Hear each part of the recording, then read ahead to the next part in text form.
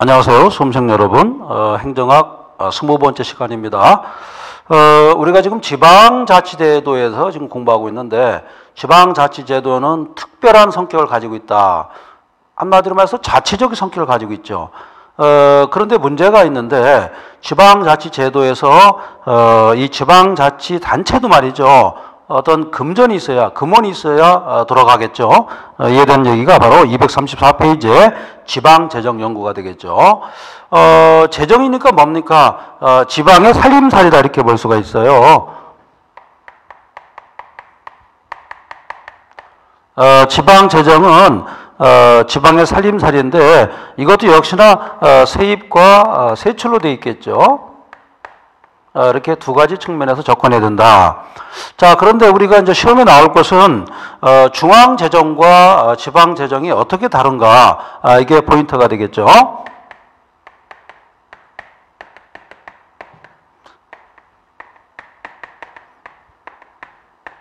이렇게 나눌 수가 있는데, 재정이란 측면에서는 같습니다. 어떤 파이낸셜이라는 개념에서는 똑같은데, 문제는 앞에 중앙이란 말 들어가 있고, 그 다음에 지방이란 말이 들어가 있을 거예요. 즉, 어떤 차이점이 있을 거란 말이에요. 이 부분이 시험에 출제되겠습니다. 자, 이제 기능을 보시면은, 자, 여러분 교재 234페이지예요. 여기다가 별표 5개 치시기 바랍니다. 그만큼 중요하다, 이렇게 볼 수가 있죠. 거기 보시면은, 기능적 측면에서 한번 접근해 볼게요. 포괄적 기능을 수행한다. 중앙재정 같은 경우는 포괄적이라는 얘기입니다. 포괄적. 근데 지방재정 같은 경우는 포괄적이 아니라 어떤 제한적 기능을 하겠죠. 제한적이다. 이런 측면이 있고요. 두 번째는 기억을 해야겠죠. 그 다음에 두 번째는 뭐냐면 중앙재정 같은 경우는 자원의 배분 기능도 있지만 자원의 배분 기능뿐만 아니라 소득의 재분배 기능도 한다.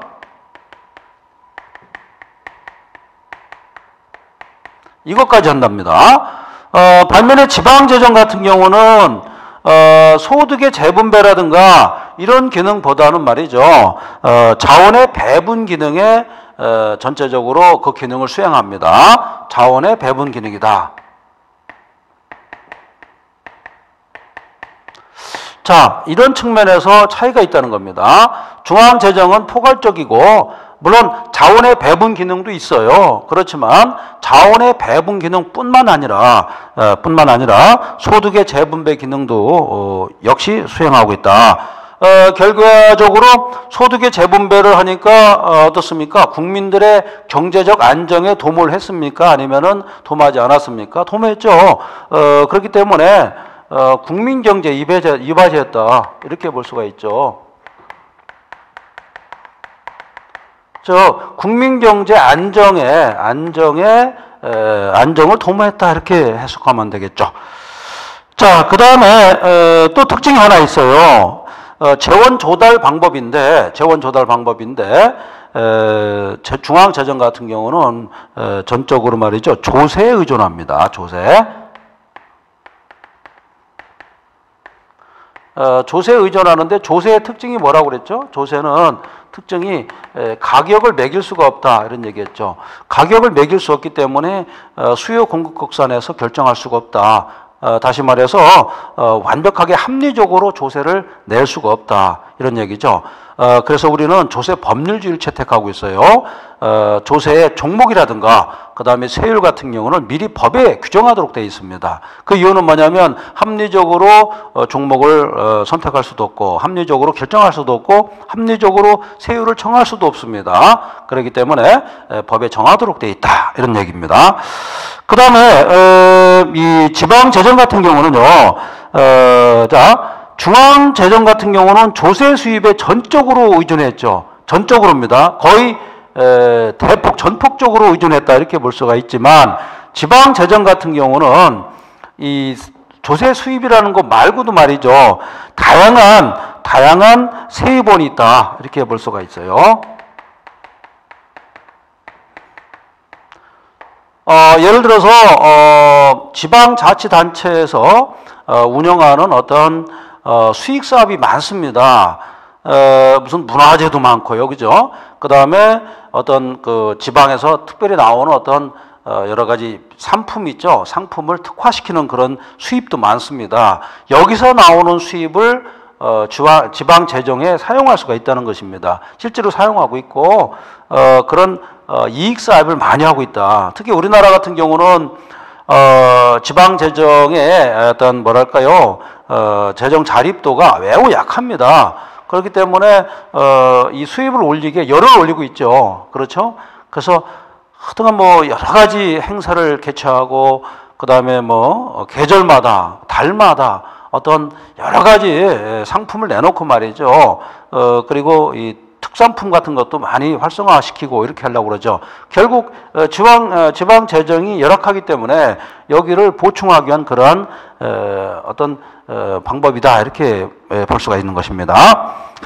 자, 그 다음에 보상이라는 게 있는데 일번적 보상 관계를 가지고 있고 그 다음에 지방 재정 같은 경우는 개별적 보상 관계를 가지고 있다. 아무래도 지방 재정이다 보니까 보상 관계가 중앙 어떤 재정과 좀 다르겠죠. 그렇게 보시면 되겠고.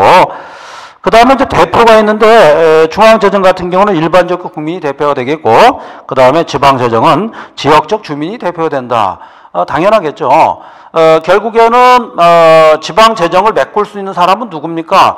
주민이 되겠죠. 주민이 거기에다가 메꿔야 되겠죠. 자기가 수익을 올린다든지 아니면 거기 있는 것을 활용해 가지고 이용하는 어떤 이용액이 있을 겁니다. 어떤 비용이 있을 거예요. 그것을 지방 재정으로 사용할 수 있는 것이 되겠죠. 그 다음에 이제 평가가 나와 있어요. 평가가 매우 중요한데 중앙 재정을 평가할 때는 공평하게 국민한테 거둔 세금이 공평하게 분배됐는가, 즉 공평 부분에 대해서 평가를 합니다. 즉 평등하게 배분됐는가, 이게 중요하겠죠. 그러니까 이퀄리티가 중요한데 지방 재정은 이퀄리티보다 어떤 부분이 중요하겠습니까? 효율성이 더 중요하다. 그죠? 에피션스가 더 중요합니다. 즉 투자한 것만큼 결과가 많이 나왔는가, 이게 판단 요소가 되겠지. 되죠. 그리고 이런 공평하게 이퀄리티 같은 경우는 이 기준이 안 된다는 것입니다. 알아두시기 바랍니다. 자, 여러분 교재 이제 235페이지에 그러면은 이 중앙 재정 수입 같은 경우가 어떻습니까? 재정 수입이 있는데 이 우리가 중앙 재정 수입은 오로지 조세라고 그랬죠. 조세를 걷어들여서 조세는 국가 살림으로 쓰는 돈이 되겠죠. 그걸 가지고 충당하지만 지방자치단체는 그게 아니죠. 이 어떤 세액 수입 말고 다른 게 많이 있다는 겁니다. 자, 235페이지 재정 수입 부분을 보시기 바랍니다. 거기 이제 표를 보시면은 이 부분이 이제 행정학에서는 가장 암기하기 힘든 부분이 될 거예요. 그래서 제가 뭐 암기하는 방법 가르쳐 주면 좋겠습니다만 여러분들이 알아서 이 부분을 자기 자신에 맞는 암기법을 여러분들이 개발해야 됩니다. 지방 세입이 이렇게 됐는데 일반 세입과 그 다음에 특별 회계 세입 두 가지로 일단 나눌 수가 있습니다. 거기 보시면은 일반 세입 같은 경우는 자주재원이 있어요. 그 자체적으로 수입을 올리는 거죠. 이걸 자주재원이라고 그러고 자주재원 말고 의존적으로 수입을 올리는 거 있습니다. 이게 의존재원이다 이렇게 얘기합니다. 자주재원 같은 경우는 일단 지방세가 들어오겠죠. 지방세는 보통세와 목적세가 있어요. 그 다음에 세외 수입이라는 게 있는데 거기 줄 한번 그으세요. 자주재원 스스로 이제 돈을 조달하는 방법인데 사용료라든가 수수료 이런 게 있을 겁니다. 이것은 스스로 조달하는 방법이다 이렇게 돼 있죠. 그래서 세외 수입으로 볼 수가 있고 그 다음에 지방채가 있어요. 지방채니까 채권을 발행했을 때 그죠? 들어오는 돈이 있을 겁니다. 이것을 지방채라고 합니다. 그 다음에 의존재원 같은 경우는 지방교부세라든가 그 다음에 국고보조금이라는 게 있어요. 국가에서 보조해주는 돈이 있습니다. 지방자치단체가 스스로 움직이기가 어려울 경우가 있고 어떤 중앙 라인을 가지고 있어야겠죠. 이것을 국고보조금이라고 그래요. 지방교부세는 보통교부세, 특별교부세, 그 다음에 분권교부세가 있습니다. 알아두시고 앞자만 따가지고 암기해도 상관없습니다. 그다음에 이제 보조금 있는데 국가 보조금은 부담금, 부담금을 분담금이라고 한다고 그랬죠. 그다음에 이제 교부금이 있습니다. 그다음에 협의회 보조금이 있다. 쉽게 말해서 이 보조금 쪽으로 우리가 받는 것을 국고 보조금이다. 국가에서 보조해주는 돈이다. 이렇게 볼 수가 있어요. 그다음에 특별회계 세입이 있는데 교육특별세계, 그다음에 지방공기업 특별회계, 그 밖에 여러 가지가 있다. 이렇게 보시면 되겠습니다. 재정수입 같은 경우는 어느 부분에 속하는가가 매우 중요하다. 이렇게 보시면 되겠어요. 자, 참고해 주시기 바랍니다. 자, 이제 이것을 세분화해 가지고 우리가 235페이지 자주재원 이렇게 나와 있을 거예요.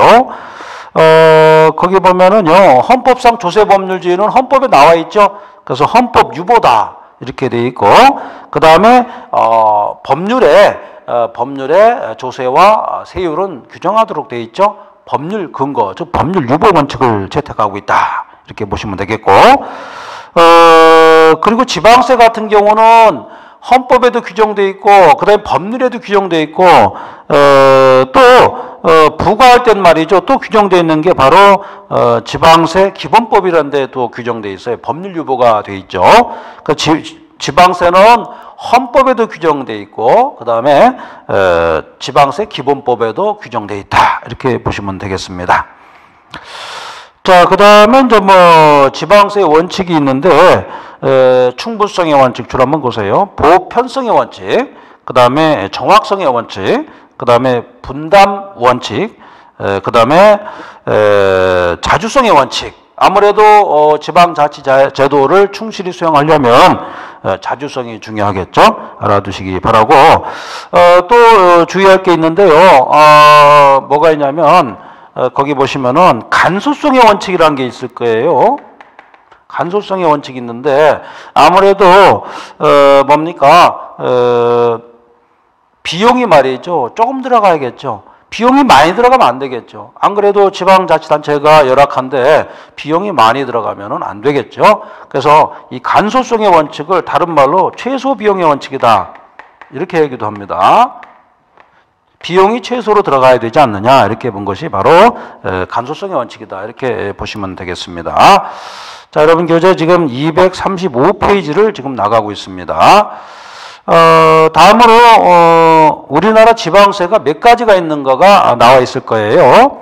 보통세가 9개입니다. 그 다음에 목적세가 2개다. 그래서 토탈해 가지고 11개의 지방세가 있다. 이렇게 보시면 되고, 거기 보면 특별시라든가 광역시에서 세금을 부과하는데, 이 보통세 같은 경우는 뭐 취득세, 그 다음에 레저세, 담배소득세 이런 게 있습니다. 소비세. 그 다음에 목적세 같은 경우는 뭐 지방교육세 등이 있겠죠. 그 다음에 이제 도세가 있는데 보통세와 아까 얘기했던 지방교육세 겹치는 거 합해가지고 겹치는 거 빼고서 하면은 토탈 11개가 된다. 이렇게 되어 있습니다. 알아두시기 바라고. 그 다음에 이제 세외 수입 같은 경우 있는데, 협의회 세외 수입과 명목적 세외 수입이 있다. 참고만 해 주시기 바랍니다. 자, 그 다음에 이제 지방 세외 수입의 종류가 있는데 구체적으로 한번 살펴봐야겠죠. 거기 보면은 사용료와 수수료가 있다. 줄 한번 보세요. 사용료와 수수료. 그 다음에 이제 부담금, 그 다음에 분담금 같은 뜻입니다.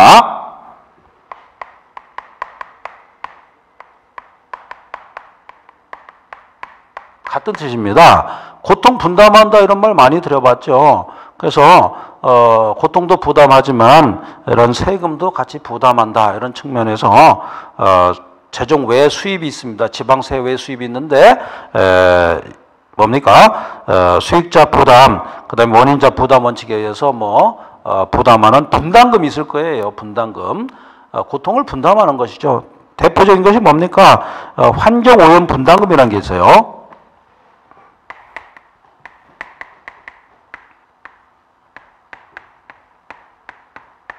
환경오염이 됐을 때 환경오염을 유발시킬 위험이 있다든지, 그 다음에 실질적으로 환경오염을 유발시킨 사람 또는 회사한테는 분담금을 부과할 수가 있죠.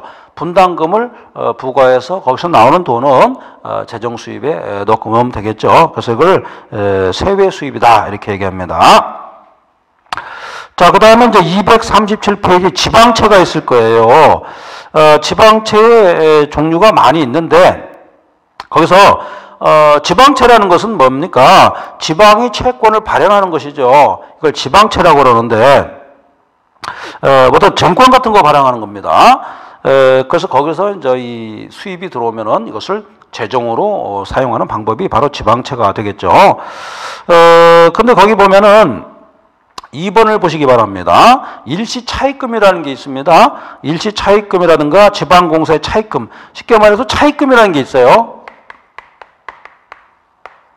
차입금은 말이죠. 이거는 지방채가 아니라는 겁니다. 지방채가 아니다. 지방채에 해당하지 않는다는 것이 여러분들 이 내용을 꼭 숙지해 주시기 바랍니다. 지방채에 해당하지 않는다. 이렇게 보시면 되겠죠.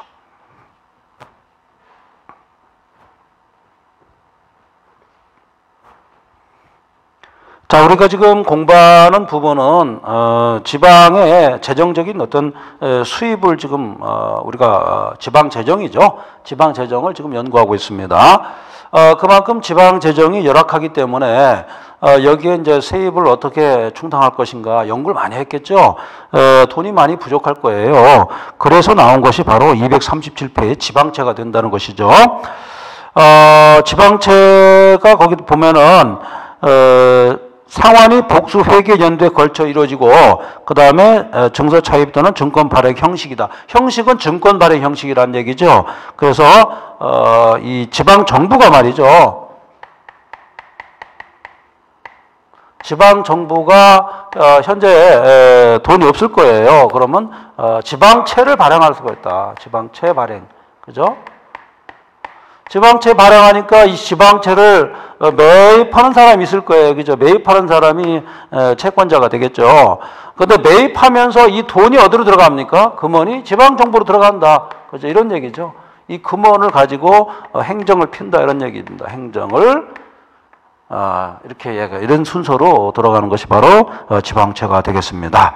그러면은 지방채가 어떤 방식으로 발행되는 것을 살펴봐야겠죠. 237페이지입니다. 지방채 법적 근거. 지방재정법 제11조 1항이 되겠죠. 지방자치단체장은 그 지방자치단체 항구적 이익이 되거나, 자, 언제냐면 항구적 이익이 되거나,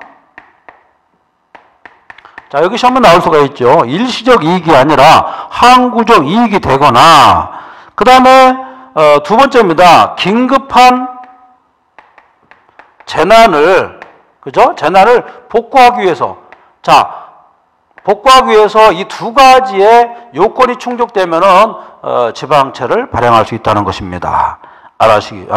이 부분이 중요하니까 뭐냐면 지방 정부가 말이죠. 항상 지방채를 발행하는 것이 아니라 항구적 이익이 발생했을 때, 항구적, 일시적이 아닙니다.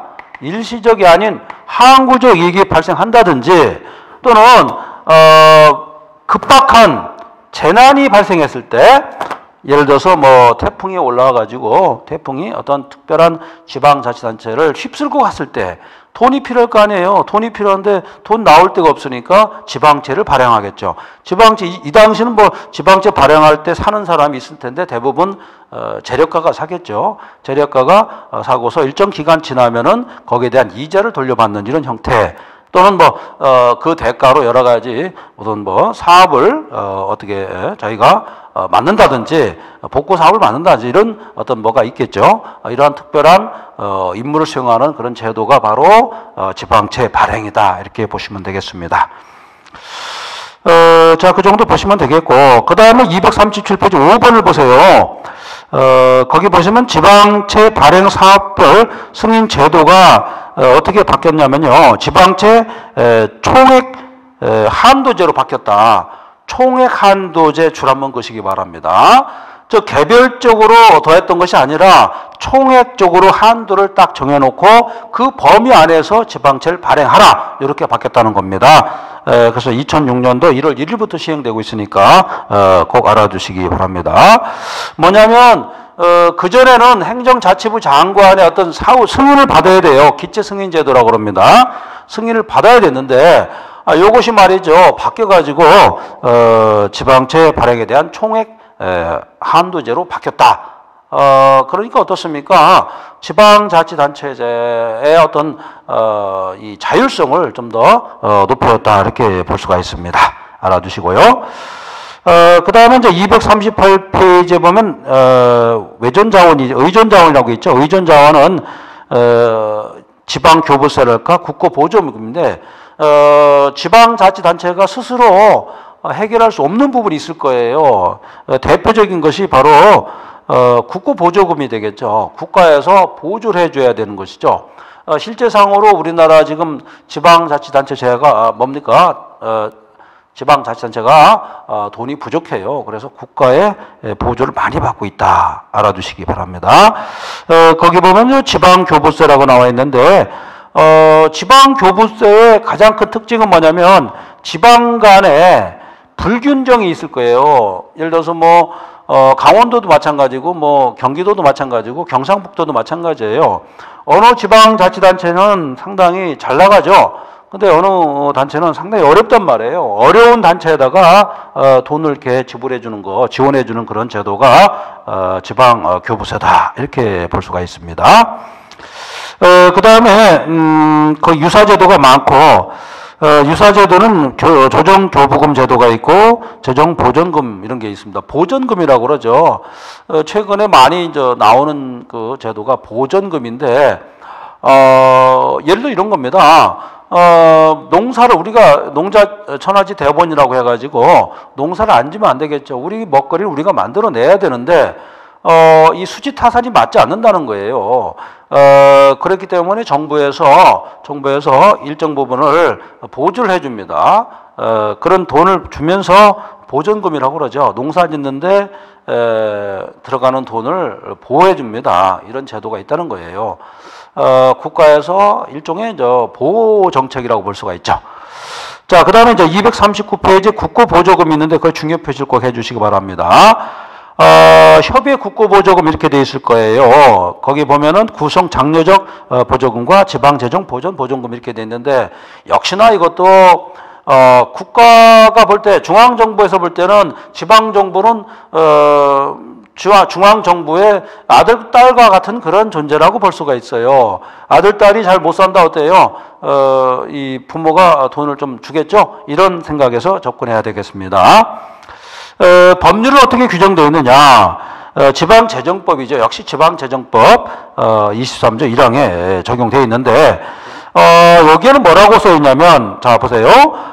국가는 이렇게 되어 있습니다. 국가는 주체가 되겠죠. 시책상 필요하다고 인정한 때에는, 또는 자 지방자치단체의 재정상 특히 필요하고 인정할 때, 자 줄 한번 뜯으세요. 예산의 범위 내에서 보조금을 교부할 수 있답니다. 해야만 한다가 아니죠. 임의적 규정이다. 이렇게 볼 수가 있어요. 그래서 보조금을 따내려고 이 국회의원들이 상당히 애를 쓰고 있죠. 그죠? 지원금, 보조금을 따내려고요. 이런 걸 보면은, 물론 예산을 따내려고 하는 그런 것도 있겠지만, 예산의 범위 내에서 보조금을 받아야겠죠. 알아두시기 바랍니다. 그리고 이제 광해 국고보조금은 협의 국고보조금 플러스 부담금, 그 다음에 교부금이 되어 있죠. 부담금, 분담금으로도 볼 수가 있어요. 알아두시고. 그 다음에 이제 특별회계 보조금이 있는데, 특별회계 보조금은 포괄적인 방법을 채택하고 있다. 꼭 숙지해 주시기 바랍니다. 포괄적인 방법입니다. 자, 알아두시고.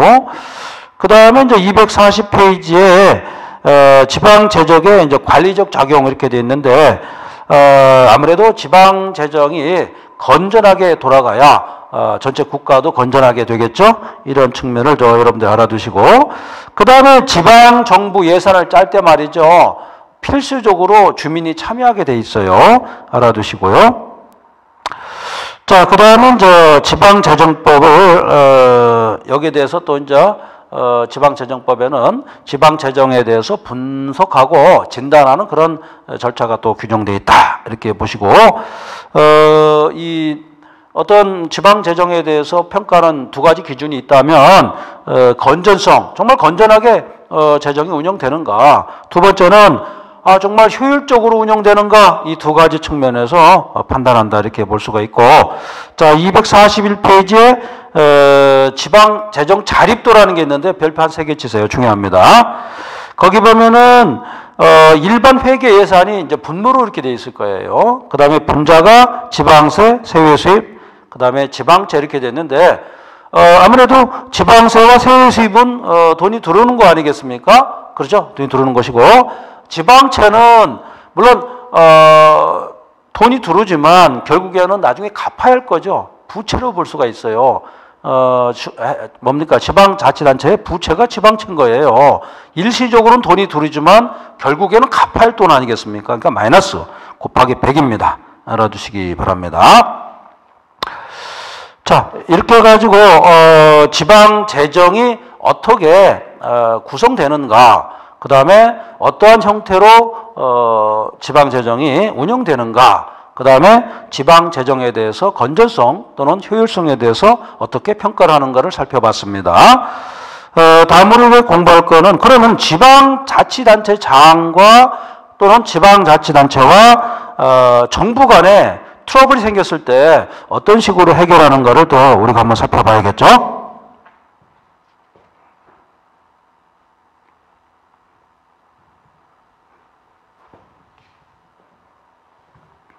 자, 뭐 분가했다고 해가지고 자기의 뭡니까 부모님이랄지 이쪽 분들하고 트러블이 뭐 안 생길 수가 없겠죠. 이 트러블이 생겼을 때 어떻게 해결하는가에 대해서 살펴보도록 하겠습니다. 그건 지방자치법에 잘 나와 있는데 가장 좋은 방법은 협의와 조정이겠죠.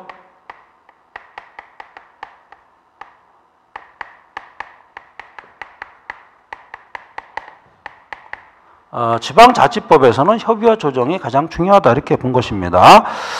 다음으로 이게 안 됐을 때 어디로 가느냐 이게 중요한데 헌법재판소로 가라는 얘기죠.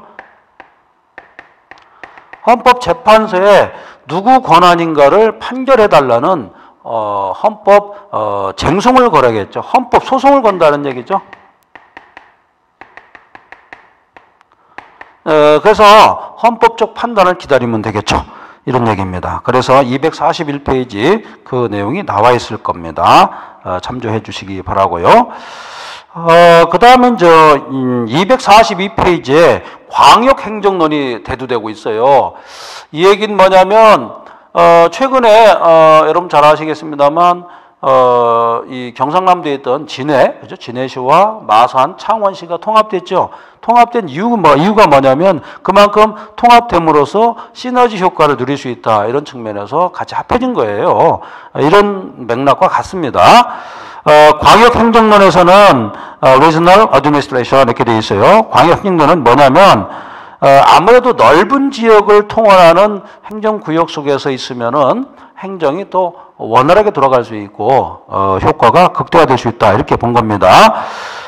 이거는 뭐냐면 중앙 집권과 분권화를 합한 거나 마찬가지예요. 그래서 조화로운 어떤 원인에서 조화롭게 하면서 지방자치 제도를 능률적으로 운영하고자 하는 그런 접근이다 이렇게 볼 수가 있습니다. 그래서 뭐 영국과 미국 같은 경우는요 신중앙 집권화와 연결이 돼 있어요. 그래서 New Centralization 이렇게 돼 있죠.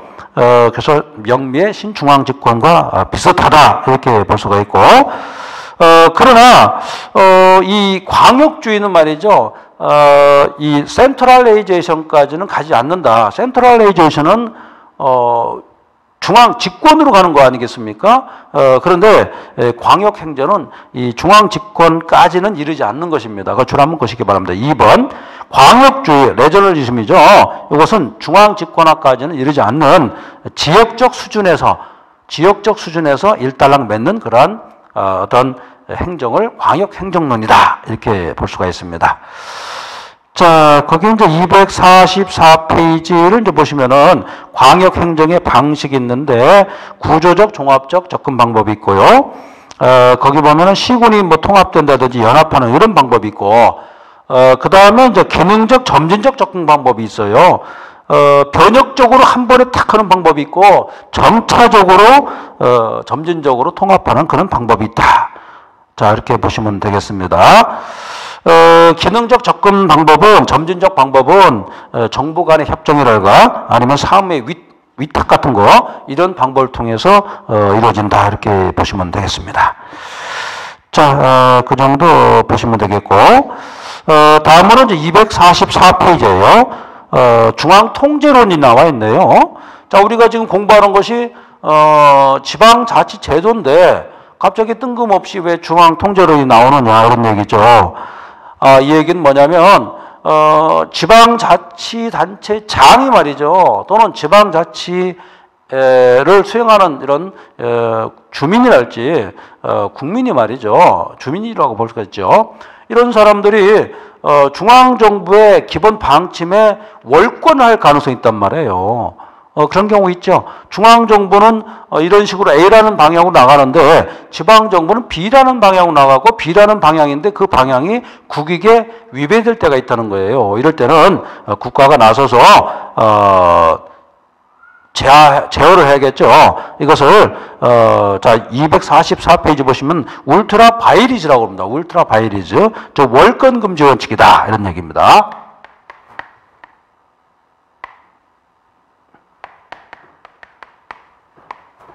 월권을 하면 안 되겠죠. 중앙정부가 목표로 삼는 어떤 정책을 거기에 반하는 국가 정책에 반하는 지방 정책은 있을 수가 없다는 겁니다. 이것을 울트라 바이리즈라고 합니다. 울트라 바이리즈 알아두시기 바랍니다. 만약에 이런 사고가 발생했을 때는 사법적으로 통제해야 된다. 이것을 월권의 법리라고 합니다. 거기 보면은 울트라 바이즈 나와죠. 더 덕트린 오브 울트라 바이즈 이렇게 되어 있습니다. 그 다음에 헌법재판소에다 소송도 걸 수가 있다. 어떤 소송이냐면 권한쟁의 심판입니다. 권한쟁의 심판을 제기해서 과연 누가 권한을 행사할 것인가를 판결받으면 되겠죠. 알아두시기 바라고. 마지막으로 이제 행정통제라면 되겠죠. 행정통제는 사실 상당히 그 구시대적인 방법이다. 그렇기 때문에 바람직하지는 않습니다. 그래서 장점도 있고 단점도 있는데 결국에는 행정통제를 계속하게 되면은 능률성, 즉 행정 능률이 다운될 수밖에 없다. 이런 단점이 제기되고 있습니다. 자, 그 정도 보시면 되겠고, 그 다음에 우리 같은 경우는 이 여러 가지가 있는데 제일 중요한 것은 중앙 정부가 말이죠. 사전적으로 어떤 조언을 해준다든지 권고, 지도 이런 게 있는데 지도 같은 경우는 권력적인 성격을 가지고 있지 않기 때문에 따르지 않아도 되겠죠. 그렇지만은 아무래도 중앙 정부가 어떤 목표로 삼는 거에 대해서 부응할 필요가 있다. 이런 것을 지방자치단체도 숙지를 해야겠죠.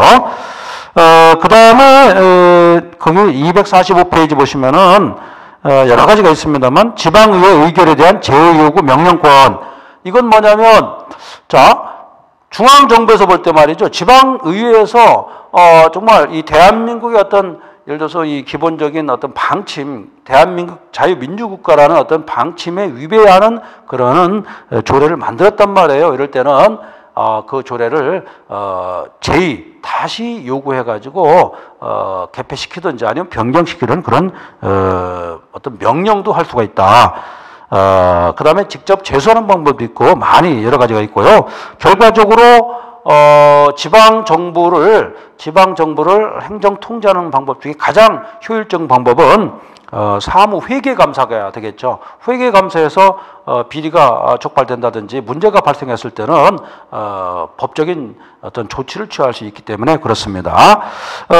마지막으로 이제 좀 문제가 약간 있을 수 있는데 인사상 통제가 또 있을 수가 있습니다만 결론적으로 말씀드리자면 중앙정부에서 지방정부 인사까지는 컨트롤하기 힘들다. 이렇게 말씀드릴 수가 있습니다. 이렇게 해가지고 지방자치단체가 중앙정부의 어떤 의견에 반했을 때 어떤 통제하는 방법이 있는 것을 살펴봤습니다. 자, 우리가 지금 행정학 이론 강의가 이제 이번 시간으로 끝나는데 다음 시간부터는 행정학 문제풀이로 들어갑니다.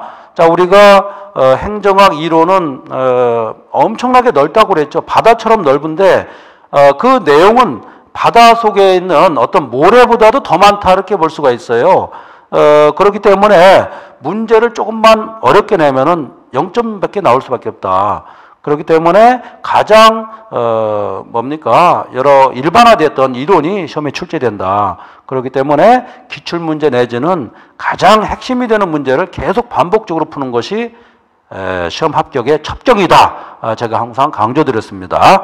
자, 여러분들 이론 강좌를 이번 시간에 이제 마치도록 하는데 우리가 지금 이론이 한 250페이지쯤 될 겁니다. 이것을 최소한 10번 이상 반복적으로 여러분들이 공부를 해주시고 그 다음에 다음 시간부터 공부하는 문제풀이 거기에 충실해 주시면 감사드리겠습니다. 자, 여러분들 수고 많이 하셨습니다.